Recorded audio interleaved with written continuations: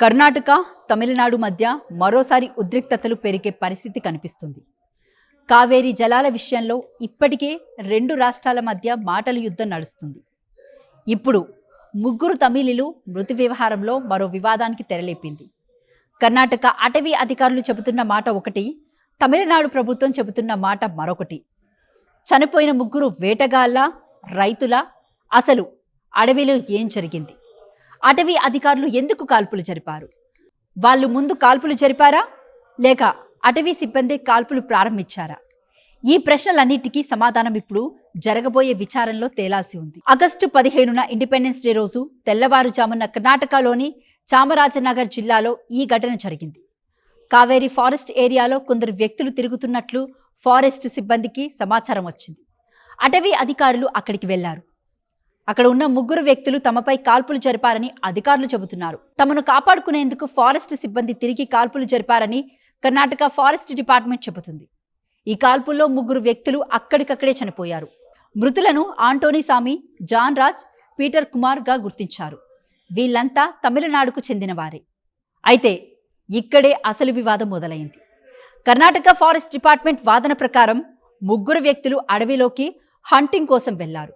వారి దగ్గర గన్స్ ఉన్నాయని అధికారులు చెబుతున్నారు. అంతేకాదు, హంటింగ్కు ఉపయోగించే కొన్ని వస్తువులు, అడవి జంతువుల మాంసంతో ఉన్న బ్యాగులు కూడా ఘటనా స్థలం నుంచి స్వాధీనం చేసుకున్నామని చెబుతున్నారు. ఫారెస్ట్ సిబ్బందిని చూసిన తర్వాత ఆ ముగ్గురు కాల్పులు జరిపారని, అందుకే తమని తాము కాపాడుకునేందుకు కాల్పులు జరిపామని అధికారులు అంటున్నారు. కానీ తమిళనాడు ప్రభుత్వం మాత్రం ఈ మాటలను ఒప్పుకోవడం లేదు. చనిపోయిన ముగ్గురు హంటర్లు కాదని, రైతులని తమిళనాడు ప్రభుత్వం చెబుతుంది. వాళ్ళు అడవిలోకి ఎందుకు వెళ్లారు? వారి దగ్గర నిజంగానే గన్స్ ఉన్నాయా? ఉంటే అవి హంటింగ్ కోసమేనా? ఘటన జరిగిన చోట నిజంగా ఏం జరిగింది? ఎవరు ముందు కాల్పులు జరిపారు? ముగ్గురి దగ్గర ఉన్న గన్స్ ఏంటి? వాళ్ళు అడవిలోకి ఎందుకు వెళ్లారు? తీసుకున్నామని చెబుతున్న మాంసం, హంటింగ్ వస్తువులు నిజంగా వాళ్ళవేనా? ఇలాంటి ప్రశ్నలకు ఆధారాలతో ఆన్సర్ రావాల్సి ఉంది. ఇప్పుడు రెండు రాష్ట్రాల మధ్య పొలిటికల్ హీట్ను పెంచింది. ముగ్గురు ప్రాణాలు పోయాయి. 3 కుటుంబాలు పెద్ద దిక్కును కోల్పోయాయి. వాళ్ళు హంటర్లా, రైతులా? తమను తాము కాపాడుకునేందుకు కాల్పులు జరిగాయా లేక అసలు అవసరం లేకుండానే కాల్పులు జరిగాయా? ఈ ప్రశ్నలకు పొలిటికల్ మాటలు కాదు, నిజాలు, ఆధారాలు మాత్రమే ఆన్సర్ చెప్పాలి. ఎందుకంటే ఈ ఘటనలో న్యాయం జరగాలంటే ముందుగా అసలు నిజం బయటకు రావాలి. ఇప్పుడు అందరి చూపు కర్ణాటక ప్రభుత్వం ఆదేశించిన మెజిస్ట్రేట్ ఎంక్వైరీ పైనే. మరి ఆ ఎంక్వైరీలో అసలు నిజం ఏంటో తేలుతుందా?